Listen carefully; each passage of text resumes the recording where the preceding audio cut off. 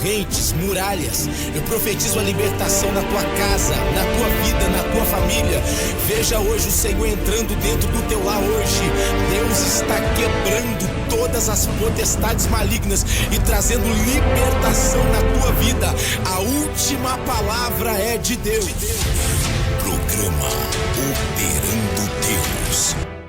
Trincel, tudo para o seu celular, de acessórios à manutenção. Lojas em Vitória, Masterplace Mall, Reta da Penha, manutenção no primeiro piso. Loja de acessórios no segundo piso. Lojas em Vila Velha, Perim, Barra do Jucu, Itapuã, Avenida Saturnino Rangel Mauro. Lojas no OK, Brisamar, loja virtual no Instagram, @Trincel_virtual. Já pensou em obter seu diploma de gestão pública em apenas 12 meses? Aulas ministradas via ensino à distância, EAD. Acesse as aulas a qualquer hora por meio do portal de ensino AVA, usando celular, computador ou tablets. Receba o diploma emitido pela Uniceib de Cuiabá, uma faculdade credenciada pelo MEC. As aulas começam em fevereiro de 2024. Matricule-se agora. Vem para a ICEV você também. Olá, queridos, a paz de Cristo. Eu sou Daniel Rocha, apóstolo aqui da Igreja Operando Deus Vitória. Nós estamos começando esse programa e eu quero abençoar a sua vida neste dia. Eu tenho certeza que o Senhor Jesus vai fortalecer você e vai falar muito ao teu coração através deste programa. Não sei como você está, não sei o que você tem passado, mas uma palavra de Deus, uma oração pode edificar muito a tua vida. Eu quero nesse momento orar por você. Pai, no nome de Jesus, eu te glorifico, Senhor. Eu exalto, eu engrandeço, eu enalteço o teu santo nome. Eu quero unir a minha fé, Pai, com a fé desta pessoa. E neste momento agora, Pai, eu clamo Jesus a Ti e te agradeço por esse momento, Pai, da Tua presença em nossas vidas. Eu peço, Senhor Jesus, que o Senhor possa tocar nessa pessoa agora que está ouvindo essa oração. Senhor, entra dentro desta casa, entra dentro desta família, aonde este homem estiver agora, seja no quarto, na sala, dentro de um veículo, no seu trabalho, que as mãos do Senhor estejam sobre ele. Senhor, Tua palavra diz que aqueles que confiam no Senhor serão como os montes de Sião que não se abalam, mas permanecem para sempre. A nossa confiança está em Ti, Senhor Jesus.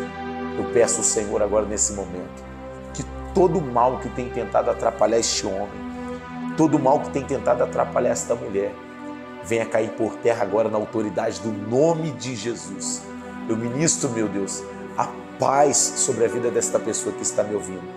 Quebra todos os ataques do maligno, todas as obras malignas, e que a mão do Senhor, as mãos fortes do Senhor, venha levantar esta pessoa. Eu abençoo ela, eu abençoo a casa, eu abençoo a família. Levanta, Senhor, o que está caído. Capacita, ó Deus, este que se encontra incapacitado. Dê forças para este que está fraco. Traz libertação para este que está cativo. Em nome de Jesus. Amém.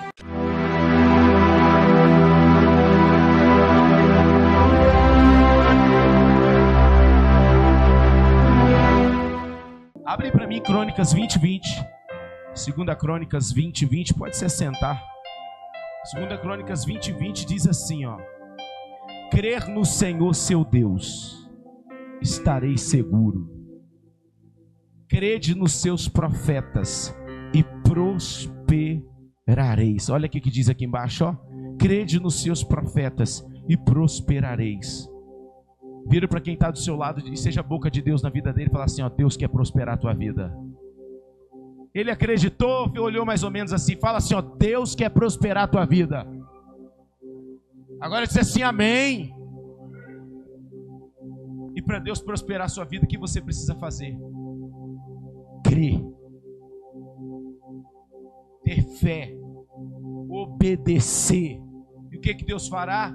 Deus te honrará, Deus te abençoará, Deus te prosperará. Você tem que ter fé. Eu posso abrir a Bíblia e falar 1000 coisas para você. Eu posso falar de dízimo, eu posso falar de primícia, eu posso falar de oferta, eu posso falar de o que for. Se você não tiver fé, se você não crer e não acreditar, nada acontece. Agora, quando você crê, Deus te abençoa. Você sabe o que Deus honra? Deus honra a tua obediência e a tua fé.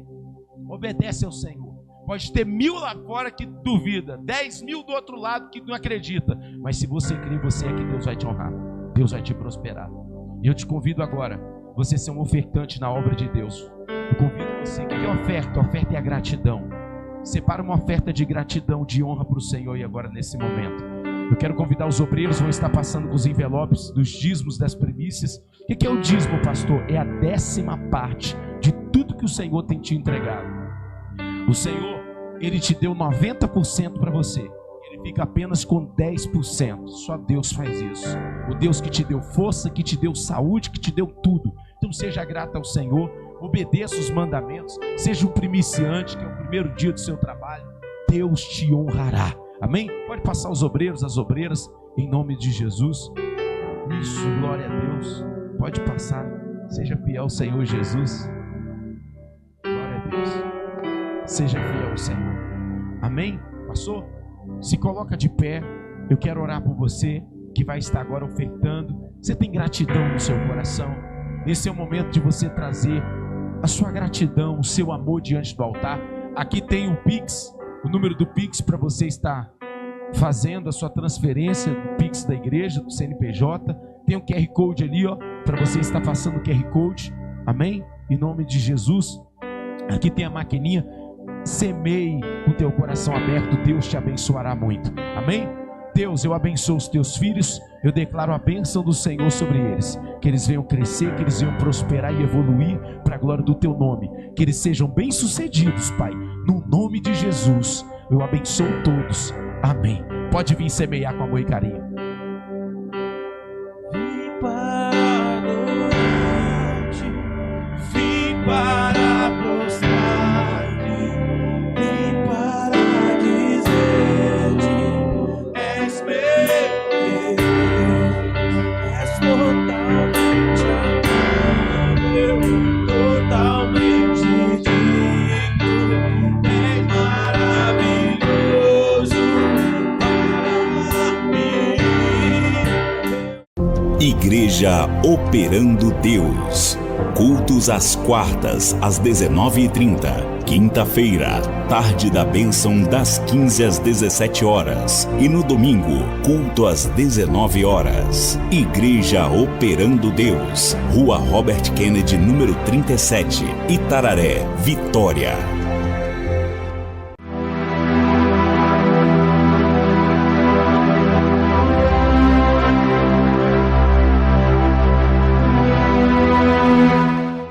Marcos capítulo de número 5, versículo de número 21. Dani, você pegou rápido, hein? Rapaz, que bênção. Glória a Deus. Quantos acharam? Diga amém. Diz assim: tendo Jesus passado de novo no barco para o outro lado, ajuntou-se a ele uma grande multidão, e ele estava à beira do mar. E chegou um dos chefes da sinagoga, chamado Jairo, e logo que viu Jesus, lançou-lhe aos pés e rogava-lhe com instância, dizendo: minha filha está nas últimas, rogo que venhas e lhe impõe as mãos para que sare e viva. Pode se assentar, dando aquela chuva de palmas bem forte, abrindo o coração para receber a palavra de Deus. Você que acompanha da sua casa agora, eu também tenho uma palavra de Deus muito forte para o teu coração. Abra o teu coração e prepara, porque tem palavra de Deus para a tua vida. Sobe o nível da sua expectativa, irmão. Por quê? Porque Deus tem pão para quem tem fome para comer. Quem crê nisso, dá glória a Deus. Queridos, preste bastante atenção. Esse texto que nós acabamos de ler no livro de Evangelho de segundo escreveu Marcos, capítulo de número 21, vai falar a história de um homem chamado Jairo. O que me chama a atenção nesse texto é que Jesus está caminhando por um determinado lugar e vem uma multidão seguindo Jesus. Aí a Bíblia vai dizer que esse homem chamado Jairo, que era um dos principais da sinagoga, A filha dele está muito enferma. A filha dele está quase à beira da morte. O dinheiro de Jairo não consegue resolver o problema que Jairo tinha. Jairo era um homem muito rico, de muitas posses. Jairo era um dos principais da sinagoga.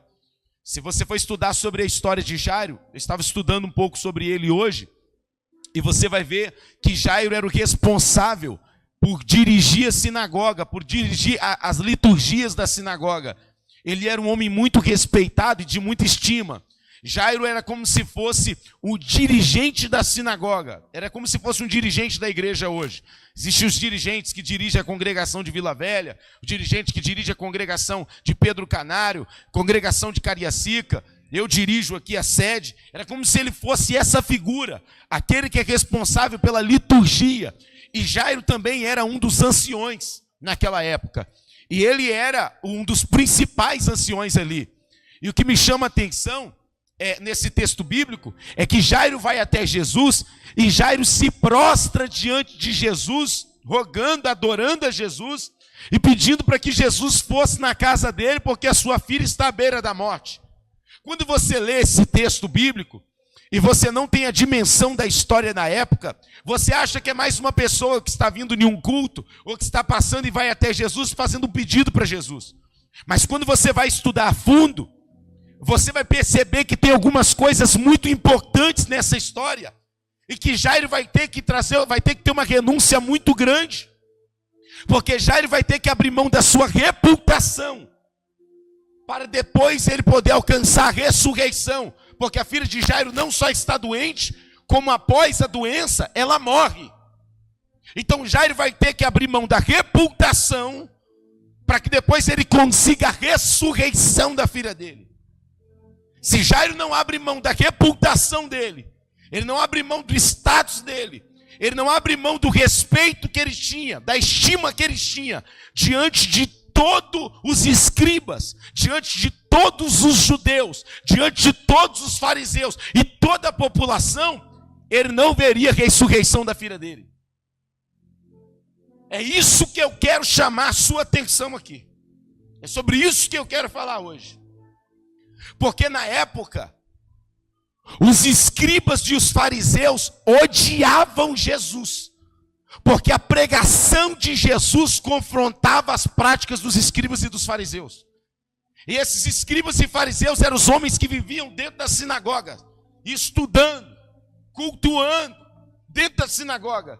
Então Jesus era como se fosse a heresia da época, Jesus era como se fosse alguém que estivesse contra eles por causa da prática deles.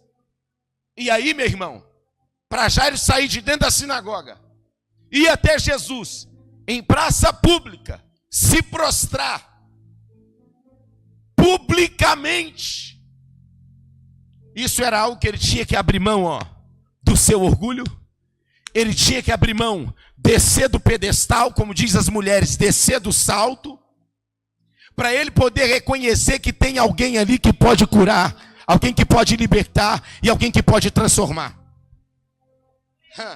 Tem muita coisa na minha vida, muita coisa na sua vida, muita coisa em nossas vidas, que nós só vamos conseguir através de Jesus Cristo, quando a gente abaixar a cabeça e falar: estou errado, preciso de mudança, tem coisas que precisam ser acertadas, tem que mudar de postura, tem que mudar de atitude, tem que dar uma olhadinha para trás e ver onde eu errei, aonde eu falhei. Ver coisas que eu fiz ou coisas que eu deixei de fazer. Jairo vai ter que quebrar o orgulho dele. Vai ter que quebrar o ego dele. E vai colocar em risco toda a reputação que ele tinha, que era estima, o prestígio de quem ele era, o nome que ele tinha. Diante de toda a comunidade e cidade, Jairo era conhecido na cidade inteira. Ele vai ter que abrir mão daquilo ali para se prostrar diante de Jesus. E se você não sabe, uma pessoa só podia se prostrar diante do rei. Então, quando Jairo está se prostrando diante de Jesus, o que ele está dizendo? Que ele está se prostrando diante de um rei. Você consegue entender a dimensão disso? Ele abre mão da sua reputação Porque ele tem uma escolha: ou eu fico com a minha reputação, ou eu fico com o meu nome, ou a minha filha morre e perece. E na época, se você não sabe, a filha de Jairo tinha 12 anos.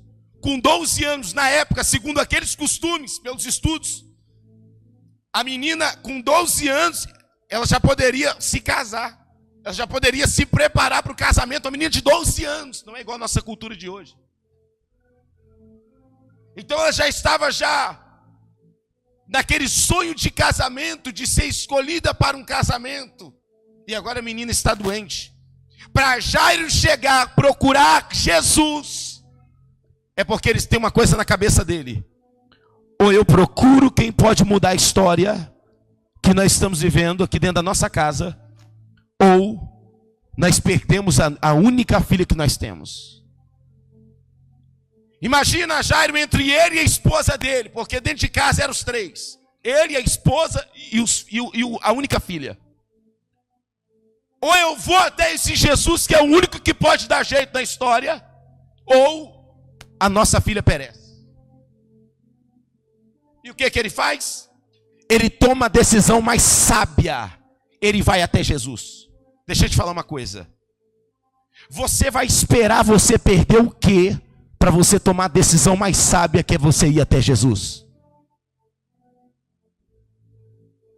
Às vezes nós precisamos fazer uma autoanálise, uma introspecção na nossa vida. Olhar para dentro de nós e reconhecer que nós precisamos ir até Cristo Jesus e nos submeter à vontade dele.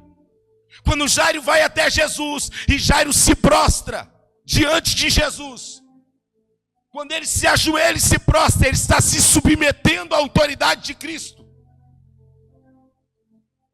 Eu quero entrar aqui dentro da sua família. Quer ver seu casamento começar a ter mudança? Se submeta à autoridade de Cristo. Se submeta ao que diz a Bíblia, aos princípios que diz a Bíblia, sobre aquilo que Cristo fala sobre o casamento.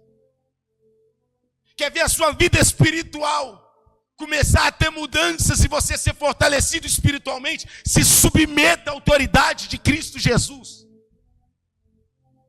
Se submeta aos princípios bíblicos.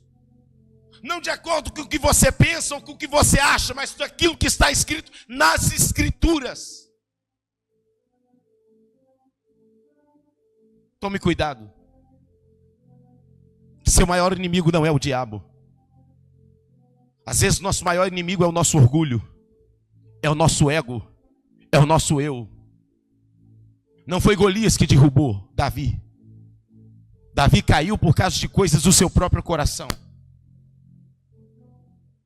Às vezes estamos tão envolvidos no nosso ego, no nosso orgulho, no estou certo, no eu faço desse jeito, da nossa maneira, que nós somos enganados pelo nosso próprio coração.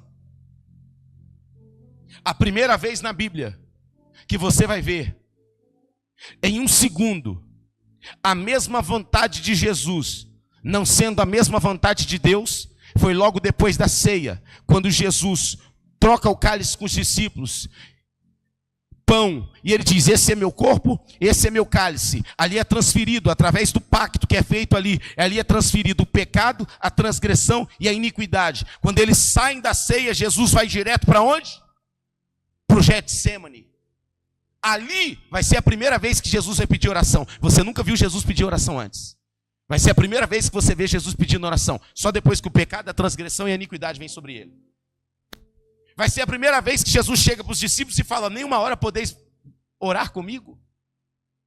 Jesus vai para a oração e na oração, olha a oração que ele faz. Ele continua em espírito. Mas mesmo assim ele diz assim: Pai, afasta de mim esse cálice, mas que não seja feita a minha vontade. Porque ele tinha que tomar esse cálice. Ele tinha que passar por aquilo. Ele diz: mas que não seja feita a minha vontade, mas seja feita a tua. O que ele está dizendo? Seja feita a tua vontade. Que neste momento, nesse segundo, pelo que eu estou sofrendo, pelo que eu estou sentindo, a minha vontade nesse segundo não é a mesma vontade do Senhor. Mas eu não vou fazer o que eu quero. Observa que só depois que o pecado, a transgressão e a iniquidade entra em Jesus, que Jesus vai ter essa fala. Você vê como é que o pecado às vezes traz alteração na gente? Você vê como é que o pecado move a nossa alma? Jesus está sofrendo tanto que ele vai suar gotas de sangue. Jesus vai falar que ele está em extrema agonia, em tristeza. Por que ele está triste? Não é só porque ele vai ir para a cruz. Ele está em extrema tristeza porque agora o pecado, a transgressão e a iniquidade está sobre ele. O castigo que nos traz a paz estava sobre ele. A maldição caiu sobre ele.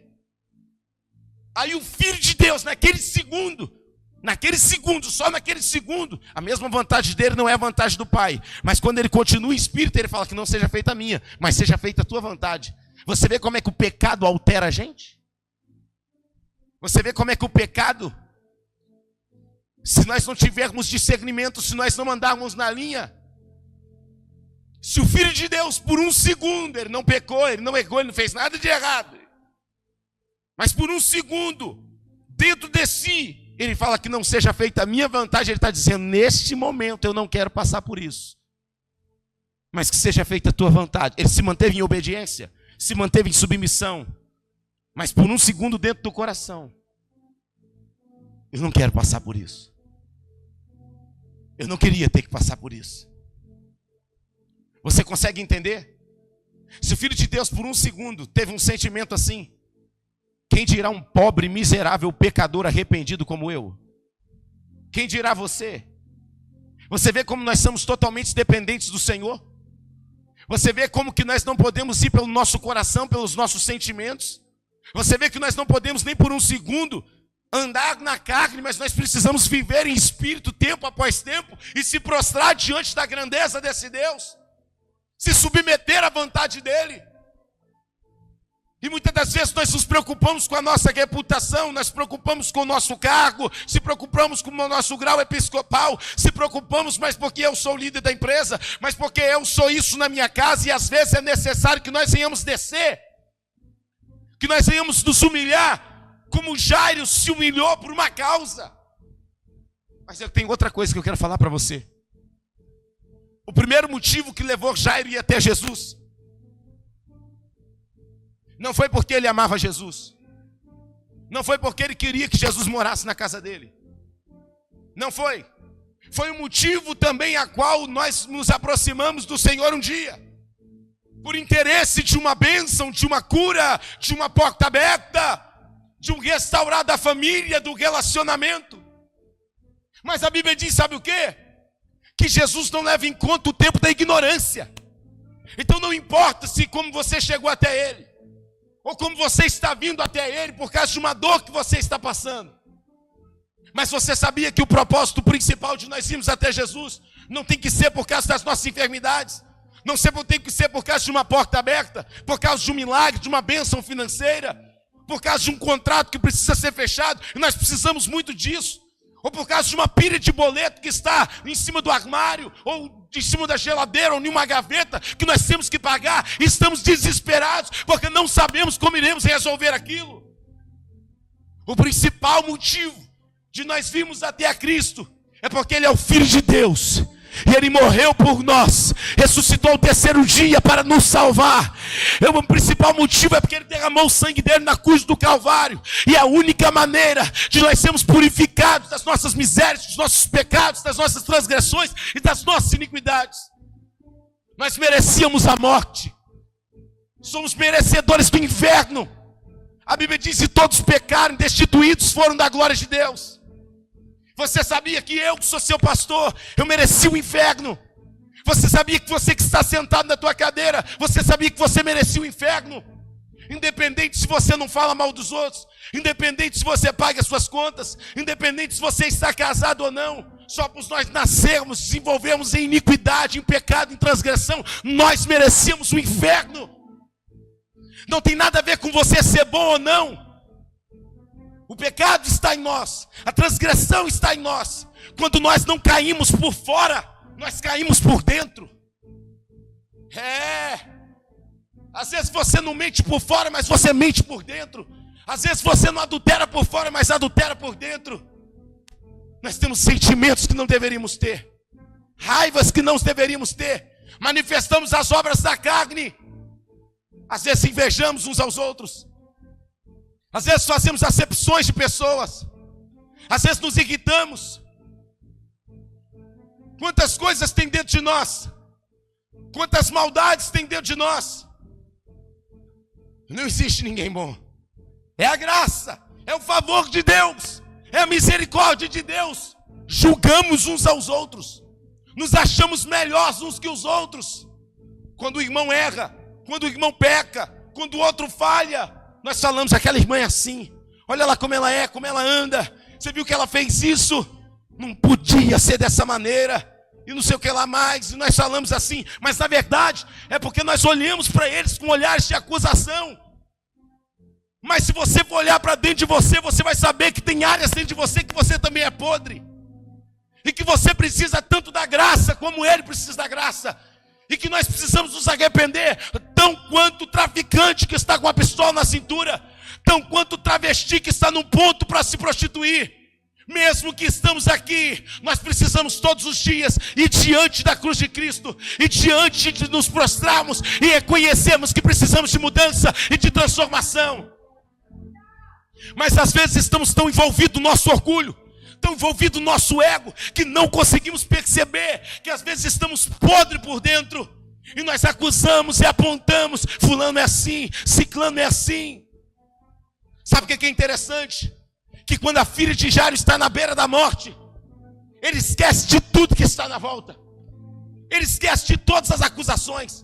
Ele esquece se estão falando de Cristo, se não estão falando de Cristo, se ele vai perder o cargo dele, se a reputação dele vai para o lixo. Naquele momento, a única saída é Jesus. Às vezes Cristo permite que nós chegamos em situações na nossa vida, para que nós venhamos olhar, e nós ficamos sem saída, para reconhecer que só ele é a saída. Às vezes nós ficamos sem direção, para reconhecer que só ele é a direção.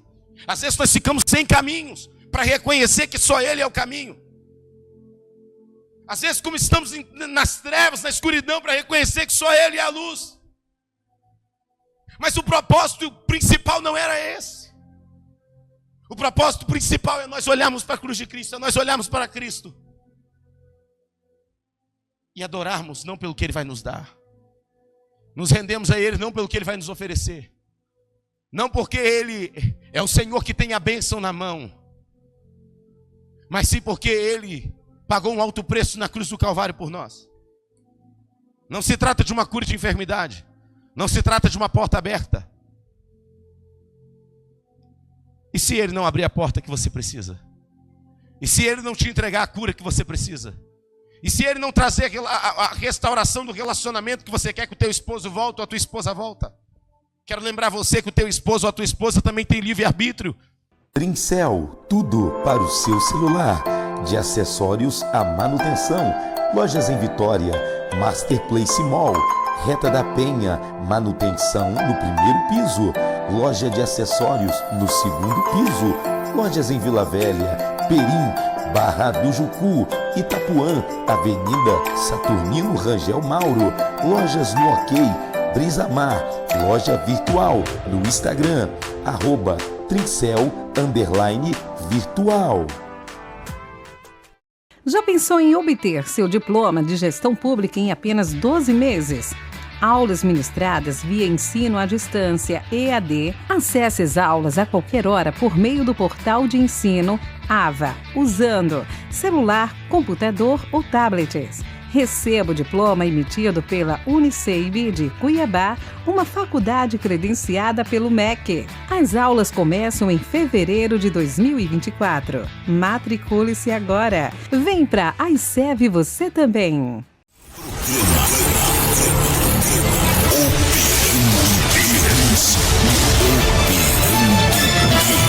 O apóstolo